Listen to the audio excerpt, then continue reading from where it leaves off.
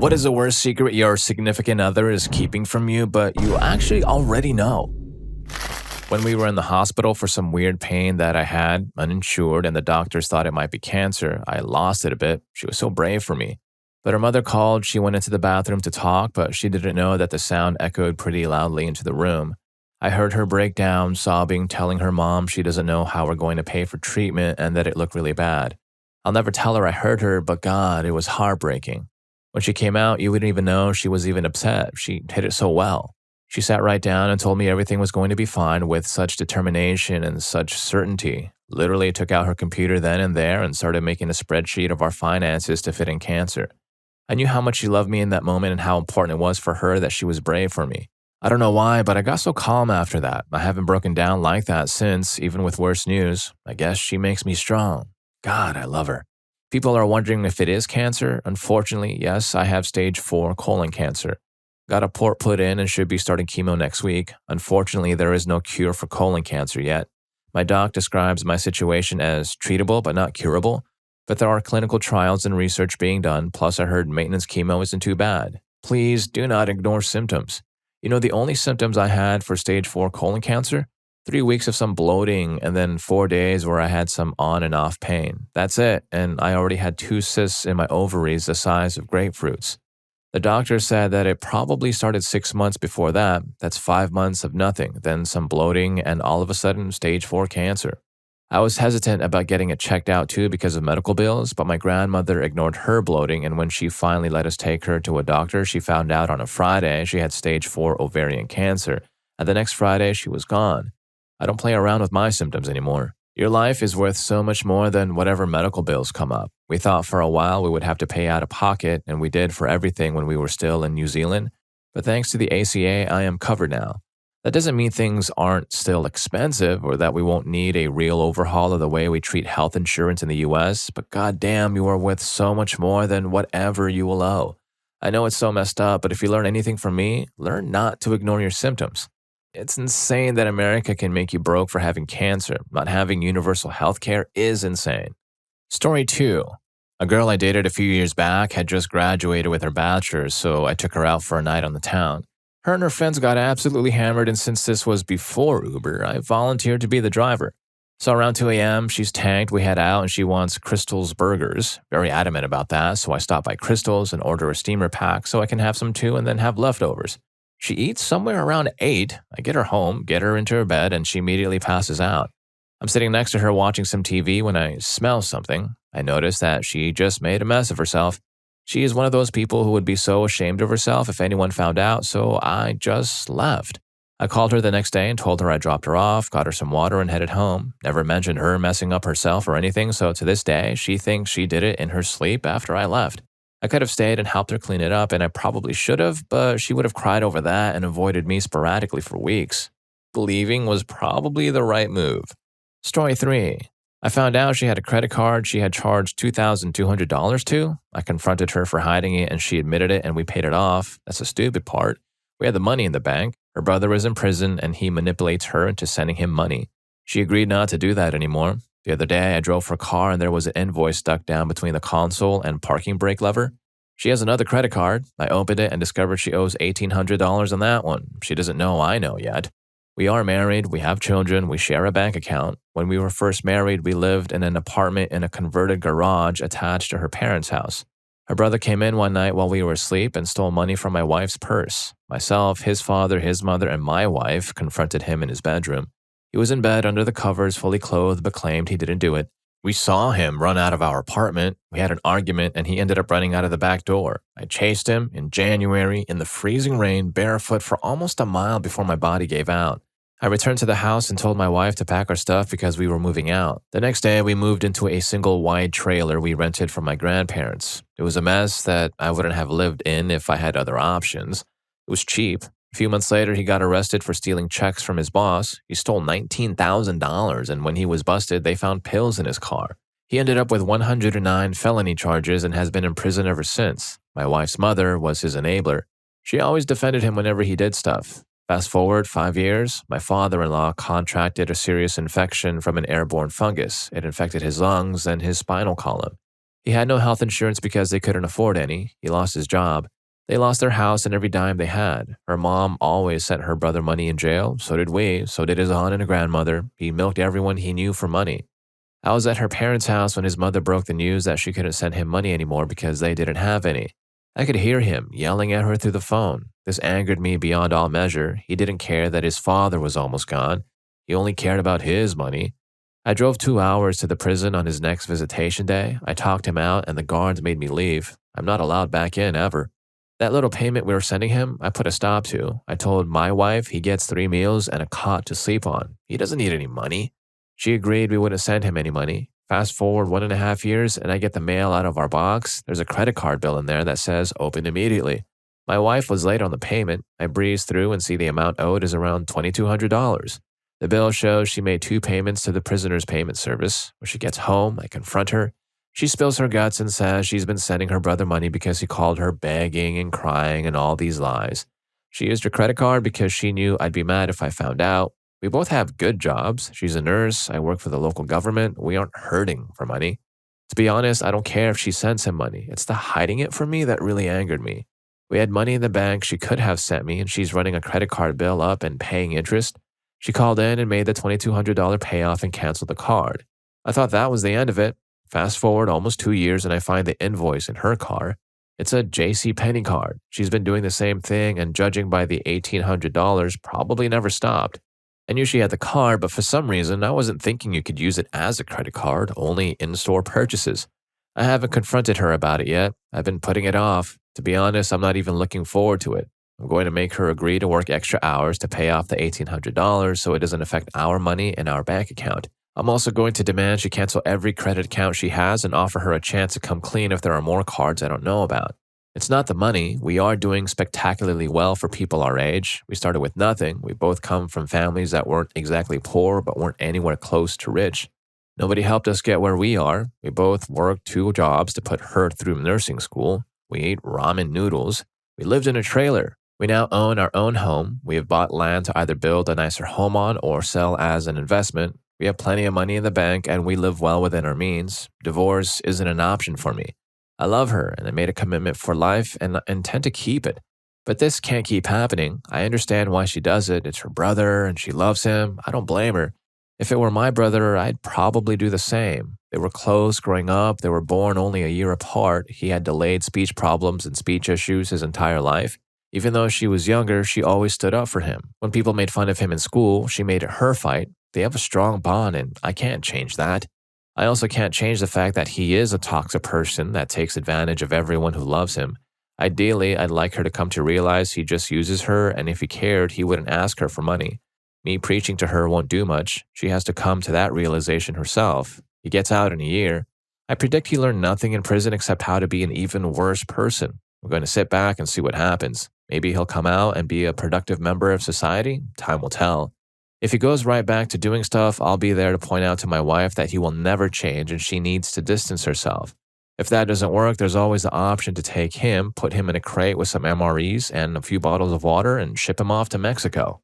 Story 4. Even though we'd been married for 25 years, my wife and I always invented stupid private jokes between each other. I was lamenting the fact that we had fostered a Siamese cat from an adoption group that eventually got adopted, and I really missed her. At one point, we were looking through the website of the local pound and a Siamese came up named Montigue. The photo that they took of Montigue was epic. A classic applehead Siamese, he was neutered and had horribly crossed eyes. Whoever took the photograph of him made him look both proud, distinguished, and adorably insane. Like some crazy dude that comes into the bar as a regular, claims he's the Emperor of the United States of America, and everybody buys him around because even though he is clearly crazy, he's also very charming. We started making up all the stories about Montigue in a spoof of the world's most interesting man. Week after week, we checked to see if he had been adopted, but nobody wanted a crazy-looking cross-eyed Siamese cat. Everyone at the pound said he was affectionate and had been there for quite some time. Sadly, this would be our last private joke together. My wife, who had a terminal illness, suddenly got much worse and passed away rather rapidly. We thought we had more time together, but she had sarcoidosis and her lungs had already been weakened by repeated pneumonia when she got the flu. Because she was on immunosuppressants for her condition, this is what did her in. She went into a coma and passed away a week later. My sister helped me with the funeral and took care of a lot of things, including contacting everyone in her phone contacts on her cell phone. She asked me about why the Alexandria Pound would be trying to contact my late wife via voicemail. Apparently, my wife had applied to adopt Montigue as a surprise gift. She paid the adoption fee and had scheduled a visit to adopt him, but she passed away before the appointment date. Sadly, my wife put it in her name only, and the people at the pound were pretty rude about it. Like to adopt Montigue, I'd have to pay another adoption fee, and they were made that she didn't show up, and at the time it was chaos I couldn't deal with. And that ended that. I hope Montigue eventually found a loving family. Story 5. So this is a slightly different from the actual question, but I do have a feeling I will never find a better place to tell this, so here goes. My grandmother got remarried when my dad was in middle school after divorcing my biological grandfather. This was in the late 70s. Anyway, step-grandpa was a cool dad for a while, at least up until my dad and his older brother got into college. After that, he started going off the emotional deep end. For a long time, both step-grandpa and grandma were in the business. My dad and uncle both became attorneys and went to work at what was now the family company. Anyway, many years later, my dad and uncle are no longer working with step-grandpa and grandma, and my mother manages most of the company. One day, a business associate quietly pulls my mother aside and says that they saw step-grandpa in public with a much younger man. She tells my father and uncle, who did some digging around and found out he had used company funds to buy cars, apartments, etc. for multiple men. He was in his early 70s. They are understandably shocked, and they all go over to my grandma's house when step-grandpa is not there to break it to her. Her response, "Oh yeah, I've known that for years." She had suspected he was not straight before they were married, but nobody talked about that sort of thing at the time or in her family. She knew about the affairs, and she had a public health worker come to her front door to inform her he had HIV and give her a test as well. She declined to tell anyone this for close to 15 years. Anyway, they managed to convince her to divorce him, which took ages and ages. So that's probably the worst secret that's ever been kept in my family. Story 6. My SO is a veteran and very stereotypically manly. He doesn't talk about his personal life with friends, and he's pretty quiet in general. This is a southern traditional dude who opens every door for every person. He calls every person older than him ma'am and sir. Anyway, he has a lot of friends who are also this way, and they often tease any man who says nice things about their woman. His friends spilled the beans, though, that one night right after I met him, they all got crazy hammered, and he told all of them I was the love of his life and we were going to get married one day. They all teased him and were playing around when this one dude he doesn't know very well told him stuff about me. He clocked him. He made such a commotion he's not allowed back in the bar. After his friend told me the story, I realized I had asked to go to that bar a couple of weeks ago, and he made some excuse about drinks being overpriced. I will never tell him that I know, but if he asks me, I'll marry him. Marriage has never been on my radar until I met this guy. I love him more than I've ever loved another person. But the actual act of marrying him isn't very important to me. However, as I mentioned, he is more traditional, and so marriage means something to him that it doesn't to me. When we first started having serious conversations about 5 years ago, I jokingly promised him that if we ever decided to get married, I would let him plan the whole wedding. Fast forward, and he and my mom talk about the wedding we're going to have. I think it's adorable, and I love that it means something to him. We are both anthropologists, so I know he just likes rituals more than I do, and I would never take that away from him. If I proposed, he would be happy and accept, but it means so much to him to do it, so I'll just let him. My brother's getting married this year, and I know my SO was going to propose but stop because he wanted us to have our own anniversary year. He tells my mom everything, and she slips up because she's old, lol. What a sweetheart. Story 7. She sent a guy pictures this last October. I know her Snapchat password, and I checked. She asked him what he thinks, and he said that those were the most perfect pair he's ever seen. They both knew we were still dating, but no mentions of that. It hurts just typing this out because I really like this girl, and when things are good, they're really good, almost worth the hurt good. I want to move on so badly, but I'm scared I'll never meet someone like her. She really seemed like the perfect girl, maybe even the one. I try really hard every day not to think about it because she'll know that something's up, but when I'm alone, I almost start crying, and sometimes I do. Kind of feels nice to get it off my chest. Overall, I'm in a pretty dark place right now because of it. I don't know if I can trust anyone ever again. I know nobody is perfect. We all make mistakes. The difference is in people who try to not make new mistakes or repeat old ones. They are the ones who deserve second chances, and I believe she is that kind of person. I believe she regrets what she did, so I will try harder to forgive and get over what she did because I really love her. When I'm with her, the world just seems far less ugly. I forget about what she did. It's not just about the intimacy, as some people have said. Just being with her makes me happy. That said, I believe in second chances, but not in thirds. Our relationship seems pretty healthy at the moment and spend as much time together as we possibly can. We were both going through a lot of drama that I don't want to get into at the time she did it, and it's given me an excuse to think she won't do it again. I really want to talk to her about it, hear her side of the story, and try to make sense of it because I keep asking myself, why? Where did I go wrong? Maybe one day I will bring it up. I'm 21 and she's 19. We're both growing up mentally. She is definitely a more mature person than she was when I started dating her. But yeah, as I said, I believe in second chances, not in third. If it's meant to be, it's meant to be. If it isn't, it isn't. Story 8. When I was in Afghanistan, I wanted to use the money I made to buy a motorcycle. Combat pay is better than regular pay. I didn't have a car though, and I was getting out of the Marines in 8 months and moving back to the Midwest, where it is not at all practical to only have a motorcycle. I bought a car instead. Flash forward 2 years later, I meet my girlfriend and her 1-year-old son at the end of an ugly marriage, and we begin a relationship. 2 years from that point, we begin living together. Throughout all this time, I've still been wanting to save for a motorcycle, but we needed to focus our money on more practical things. She needed a new car, we needed to pay for childcare, etc. I put my wants on hold to address our needs. She's known about my wanting a motorcycle for as long as she's known me, and finally she approved of me spending up to $1,500 on a bike if I could find one. Well, I found one for $2,000 on Craigslist, and it turned out the guy selling it was a friend from an old job I had as a security guard. He was a good friend and agreed to give me a friend price of $1,500. I went home and told my girlfriend, and she said, "That's great, we'll get it if it's the one you want."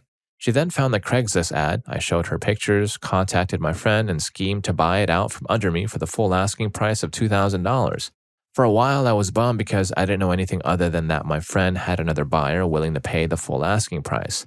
I told him I was just glad that my girlfriend was going to let me buy one, and he responded with, "Yeah, you're lucky. GF's name here sounds like a real keeper." The thing is, he had never met her, and I had never mentioned her name to him, so I had my suspicions. I played along and continued searching for bikes, but never being satisfied with them, always saying my friend's bike was way better deal that I thought I could do better. My birthday came around, she blindfolded me and drove me over to his house. She even went out and bought a bow to place on it so there would be no confusion. It was a present for me. I let on that I had a few suspicions because he immediately found another buyer after I told her about it a little later on, but maintained that I was blown away by the surprise. She is definitely a keeper. And if you're enjoying any of these stories so far, please don't forget to hit that subscribe and like button for more videos just like this. Story 9. Before my ex-wife and I had first split up, I'd found out she was hiding a storage unit with an entire apartment set aside in it, just in case the breakup went bad. She worked graveyard and I was using her laptop while watching The Walking Dead to use the story sync. And because she uses all Apple products, her iMessage was tied to her MacBook. I don't normally read her messages, but considering the amount of notifications that were chiming in, I could tell she was having a rather lengthy conversation. I opened it and started reading, and it turns out she had sent a picture message of a fully packed storage unit to her best friend out in South Carolina. I had furniture, appliances, essentially everything she needed to start out with an apartment on her own. I sat on that for several months before finally bringing it up out of nowhere. We were literally sitting on the couch one night, and I just turned to her and said, "So I know about your storage unit." She was shocked. It was the last thing she ever expected to hear because she thought she was being sneaky. Conversation actually went quite well though, and we ended up deciding that we were going to file for divorce. That divorce was finalized on March 3rd of this year. Story 10. No longer a secret and no longer my SO, but my ex got me tickets to a Maroon 5 concert for my birthday one year. She asked me about a month in advance to take days off of work, a Tuesday and Wednesday, so I knew it was some sort of event. Figured out what it was in about half an hour, but let her think I had no clue. It was funny, especially when we would be in the car and they would advertise dates for the concerts, ticket contests, etc. Her eyes would get wide and she would change the station. In the end, I bought a Maroon 5 shirt and kept it from her. On the day of the surprise, I called her from the room asking what kind of outfit I should wear. She said jeans would be fine, so I came out with the Maroon 5 shirt on and said, "So, can I wear this? Will it be all right?" She was not as amused as I had hoped. Whatever, it's almost impossible to surprise me, and I still really enjoyed the concert with her. Story 11. I suppose this kind of goes along with the question. We have a finished basement in our house, which also includes a bathroom. My wife's best friend flew down south to visit us for the weekend, as she does about once a year. I absolutely love her, my wife's bestie, because she's an awesome person. I couldn't think of anyone better for my wife to be best friends with. Anyway, she came to visit as she usually does, but the last day of her visit, she came down with a nasty stomach. We knew she was miserable the whole day, but she finally got it together enough to make it to the airport and fly home. Here's a secret. I went downstairs the next day to do something and I went to use the toilet. She had obviously been struck suddenly with a stomach bug and she didn't quite make it onto the toilet before it let loose. She painted the toilet lid and seat with a mess. I'm sure she had every intention of cleaning it up, but she most likely forgot about feeling bad and trying to pack and get to the airport. Anyway, I cleaned it up myself and haven't told anyone. She's such an awesome friend that I never want to embarrass her, so I don't. I'll most likely keep it a secret for a long time, maybe forever. Story 12. Not my SO anymore, but we're friends now after our breakup about 7 months ago. We got together at 18. A few years later, we bought an apartment together. As I suppose all relationships do, we started getting used to each other. No more spark, right? Well, in June of last year, she told me, crying, that she had cheated on me with another guy. It would be an understatement to say that it was a hard one. I hadn't seen it coming, never thought she was capable of that kind of thing. For months, she had started to go out and meet friends more. I didn't mind or find it suspicious at the time, but it started to dawn on me what she was doing after she told me that. In October, I made the really bad call of going through her phone and FB messages when she was asleep. There, I found out that she had been texting with a number of people, among them a few old friends of mine that I knew from before her, as well as a few common colleagues. We had worked together, not anymore though at the time.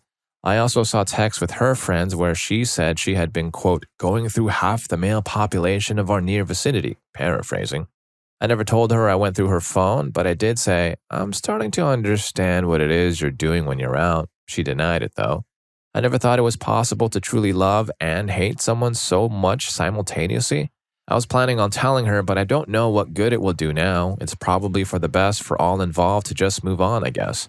Story 13. We aren't dating anymore, but I guess I'll share it anyway. We were having problems the last few months of our relationship. One day I saw a phone while she was using it and noticed guy's name at the top of her received Snapchats with a little smiley face saying they snapped a lot. I don't care if she has male friends. I'm not the jealous or possessive type. Thing is, she is that type and has always told me of guys she's friends with or regularly talks with and mostly not been close friends with guys at all. She checked it several times in the few hours we were hanging out, like she was having a conversation and anxious for a reply. Then I went away for 2 weeks for training, where we fought a fair amount over text and phone calls. When I came back, her attitude seemed different and she was far more possessive with her phone. In the year we were dating and many years that we've known each other or been involved with each other, she has never been possessive or secretive with her phone. Never tried to hide it from my vision while on it. Used to sleep with it on the shelf next to her, but started sleeping with it under her pillow. Changed the password from 4 digits, which she had always told me, and asked me to open the phone for her sometimes, to 6 digits and a fingerprint scanner, and wouldn't let me know the password. I never cared about knowing it, but it changed from having me open the phone to look at something to having me give her the phone and not allowing me to touch it. Every once in a while, I'd see the screen while she was using it, and guy's name would be there in her snaps or texts. Obviously, I was suspicious, but I told myself we were going to work, I'd have to trust her. If there was something going on, she wouldn't tell me anyways. A month after we broke up, I saw a Facebook picture she was tagged in, her friend's boyfriend, her, and guy, very clearly a double date. She had always been very, very against cheating and took it seriously. I believe her that she really holds that belief. On the other hand, she has a tendency to redefine things and take a perspective that justifies her actions. Even implying I thought she might cheat would be enough to set her off. I'm not convinced she physically cheated on me, but I'm certain she was flirting with and having an intimate connection with this guy. Something that, in my book and hers, if it was her SO doing this, is cheating. We're still friends, sort of, more like friendly people with mutual friends. She has some serious emotional insecurities, including that she's terrified that guys she's involved with or was involved with that she's on good terms with would think she's a bad person or did something bad. She had a breakdown when I misunderstood her text once, and I thought she pestered someone. I'm sure if she knew I'm aware of her cheating on me, she would have some kind of breakdown. Story 14. My ex-fiance, she used to have me come over and watch her son after I got off of work. Things were a little rocky between her and me, but in that super hot and then super cold kind of way. One day I picked up her son, came over to her apartment, opened her laptop, per usual, accepted practice, and her email was open with a bunch of new Match.com matches. I never told her I knew. A few weeks later, she bought a house without telling me. That's not something someone does if they're planning on marrying their SO. I assumed she wanted to split but didn't have the guts to do it, so I broke up with her, no hard feelings. We both married other people. She messaged me a couple of years later telling me how much she missed me and that she never really fully moved on. We had some pretty in depth Facebook message conversations. Then I let her know that I knew she was talking to other guys before we broke up. She denied it. She still posts cryptic messages on Facebook about how she misses me. It's been 7 years. Deep down, I still love her. We were young and went through a lot of life experiences together that made us pretty close, but we were also pretty immature. That said, I moved on from that point in my life. Hopefully, she can too. Story 15. From an ex, she was cheating on me for the last couple of months of our relationship. Funny part was that I suggested an open relationship from the start and she would have none of it, but so I still didn't care. It was part of the reason we broke up, though the main reason was she kept fronting stuff from my boss and not paying, which led to him threatening to fire me if I didn't pay her debt. She was terrible at hiding it though. She kept a password lock on her phone I didn't know, but would then leave it around and not block the notifications from appearing in full on the lock screen. My first suspicion was when she got a text saying, "John wants to know if you want to go out with him," which I asked her about, and she claimed that just meant to go out to the bar but wouldn't show me the rest of the conversation. A few days later, she told me this random story for no reason about how John 2 from gas station asked her for her number, but she wouldn't give it to him, and then she got into the shower. While she's in there, she gets a text from John 2 from gas station. She literally puts him in her phone like that, saying he was excited for tonight. I was working that night. So I started meeting up with this girl I used to date, and when I finally broke up with the cheater, she tried to tell me that she had been cheating on me for 3 months, and I said, "I know, I figured you finally came around on the open relationship thing, so I've been meeting up with Jane." And I got called names. Yep, I'm the guy who has to work 6 nights and 50 plus hours per week to support your habit and keep the bills paid, which is what led you to cheat on me in the first place because I was never around? Good riddance. Story 16. Not really regarding my SO, but my grandmother. My grandmother is quite a sweet person on the surface. To your face, she's very sweet and will help you with whatever's wrong. Even though you stress she doesn't need to go through the trouble, she'll still insist on helping. That said, if you leave, you'll hear from somebody else later on how you came to ask her help again and not in a nice way. She's a horrible gossip, even about her own family, and is very, very concerned with how she comes across to others. She'll say anything to come across as loving and good, even lies. The perks of an old mindset and a small village, I guess. My grandmother has 6 children. One of them, my aunt, has always looked a little different, taller and thinner built, but not very strange since it did run in the family of my grandfather. My grandmother always spoiled her. She didn't have to cycle to school, but my mom and her siblings did. She didn't have to do chores, the rest did. I do have to admit that I got this from my mom, so it might be a bit biased. In short, she was my grandmother's favorite, and it was pretty obvious. At the same time, my mom told me she kept meeting some stranger in the middle of the night. She would go to the bathroom or get some water, and the man would stand in the door with some excuse like wanting to borrow some sugar or something like that. Yeah, borrowing sugar at 3 o'clock, sure. Still, she never dared to say anything to her siblings. She was young, one of the youngest of the family, so it must have been quite hard, I imagine. At the time, she knew it wasn't quite right but didn't know why. Later on, she connected the dots. Fast forward to a few years ago, my grandfather has been diagnosed with dementia and is getting worse. My grandmother always complains that he is forgetting things to spite her, even though her children try to explain his disease. So my mom and her siblings were trying to make sure my grandfather would be able to go to an elderly home when it was time. This was met by some furious complaints from grandma. It wasn't needed, it wasn't so bad, etc., while at the same time complaining about his forgetting, etc. I think she was afraid of other older people's reactions. At the same time, I don't remember exactly how it went. My aunt heard a comment from someone who asked about her dad and not meaning my grandfather. The worst thing about this is that the man in question passed away a little while ago.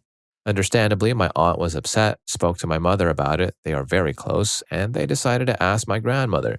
Her response? A very short, "Yes, you didn't know?" My mom got mad and asked her why she didn't tell, and she just shrugged. My grandmother never told anyone, for the record. After this, my mom and her siblings went to sit together and talked it over. My mom's older siblings admitted seeing the man in the night when they were younger. More conversations between my grandma and my aunt and mom were had, and my grandma even tried to insult my grandfather by saying he mishandled her to have children, which was absolute lies. I understand it's hard to see these lies from this short post, but my grandpa was the sweetest and wouldn't hurt her. even though he knew he cheated on her. She tried to play the victim to get sympathy, which my mom didn't buy, obviously. Apparently, grandma and the man, loved each other, but not enough to get divorced. It was and still is taboo for my grandmother, or for him to pay child support or something like that. It was just that, nothing else. It was never official that my aunt was his child. There's a few things playing out now because of this, but I won't go into details since this post is already too long. As you can imagine, it's hard looking at my grandma as the sweet woman she used to be to me. Because of the complaining, the gossiping, and the whole cheating thing, she's such a hypocrite. I do have to say that despite my grandfather's suspected knowledge, she had a very good relationship with him and he treated her just as the rest as his child. She is affected the most with his decline, partly because she now knows he isn't her real father and isn't able to answer questions about the whole thing because he doesn't recognize anyone anymore. Such a hard thing to watch. Although all of my mom's siblings know the story, half of my cousins do not. My mom has always been very honest about everything, and my aunt has told her children. But the rest of my mom's siblings didn't want to tell their children, and one found out by mistake reading it from her mom's phone. Ouch. Story 17. During a separation from my first husband, I logged into his Facebook and saw he was in a hot and heavy relationship with his old girlfriend. We were separated because he was mistreating and mentally ill. He was only held in a mental hospital for a few days and then released. I lived in fear every day for over a year. I logged into his account because his family was feeding me lies and I needed to know what he was doing with his life because he had a chance at visitation with our son. I found evidence of use and dangerous activities that would have made him a danger to our son, who he never saw again. What I wasn't expecting was seeing him in a serious relationship. I needed to see that, though. It helped me to let go. He shortly thereafter ended it all. I was too distraught at his funeral while corralling a child to even notice if his girlfriend was there. She publicly announced what she lost on Facebook, and I was shunned by his friends and family. I was blamed for what happened to him, and some people made their opinion about me known at the funeral. I don't think Kevin ever knew I found out about his girlfriend. Maybe in the afterlife now, he knows. Story 18. This is late to the thread and will be buried, but I haven't told anyone, so I wanted to share for anyone who actually scrolls all the way down to see this. My soon-to-be ex is cheating on me. He posted an ad on Craigslist, strictly platonic, section looking for a gym partner because he's been all about fitness recently. He didn't tell me. I stumbled upon the post. I confronted him about it and he became very defensive right away and told me he had some answers but didn't meet up with anyone and it was no big deal because it's just a gym partner. Yeah, sure, buddy. I pretended to drop the subject and went into his email that he doesn't know I have the password for because he only uses 2 passwords over and over again. Sure enough, he's meeting some guy behind my back. It started out genuine between them, just working out and talking, but one night the other guy sent a message asking to hang out away from the gym, and my soon-to-be ex met up with him. This was the same day he told me he was hanging out with his mom at the mall. They've been intimate every chance they get for about 2 months now. Currently saving money and packing up my things when he's not around. He's kind of oblivious to things that aren't pointed out to him, so he hasn't noticed boxes and bags of my stuff are suddenly gone from the closet. I just applied to another apartment and I'm waiting to hear back. I plan to move out in a single day soon. He has no idea, but I don't really care. He's been trying hard to be romantic recently, asking to hold hands and hug more while still doing this gym buddy. Story 19. Actually, my ex-wife, she started seeing her now boyfriend, father of her 3rd child, before we got a divorce. We still were living together. I actually don't care. We had a silent bedroom for years and were in an unhappy marriage. I did not look for someone when we still were officially together, but I don't judge her at all. It could have been me. Technically, she is a cheater, but I know her. That was the one and only time. She maybe didn't have intimacy with him. Don't know, don't care. But obviously, she was romantically involved with him. I did not consider that cheating. It's life. We were over, just we needed a paper. Almost 4 years after the divorce, we have managed to be good friends again, just as we were before dating. And I am honestly happy for her. She is a good person. I'm a decent one too. We simply married for the wrong reasons and were not meant for each other. On the bright side, we were doing pretty good as friends and we have 2 wonderful kids we love. They're sometimes mad because we have such a good relationship, they can get grounded twice when they mess up. Story 20. My LDR ex and I had an argument while she was in town visiting. She's from here originally and broke up. While we were broken up, she went to a club, played with literally the first person she met, and was with him the next day. We were kind of reconciling a little bit, and she mentioned that she would like to be able to come down for her friend's birthday but was strapped. And in an effort to help smooth things over, I offered to lend her a little money until she got caught up. She had come clean about what had happened at the club, and for some reason, I felt compelled to tell her that if I was lending her money, then she couldn't visit that guy. She said that she would literally be coming down just to see her friend and wasn't doing any dungeon stuff at all. I later found out that she went on a completely different weekend, went directly to that guy's house, and later lied to me about being down for her friend's birthday. We never got back together. She still talks to me sometimes. I want to tell her that I know what she did, but I'm waiting for a time when she will feel the worst.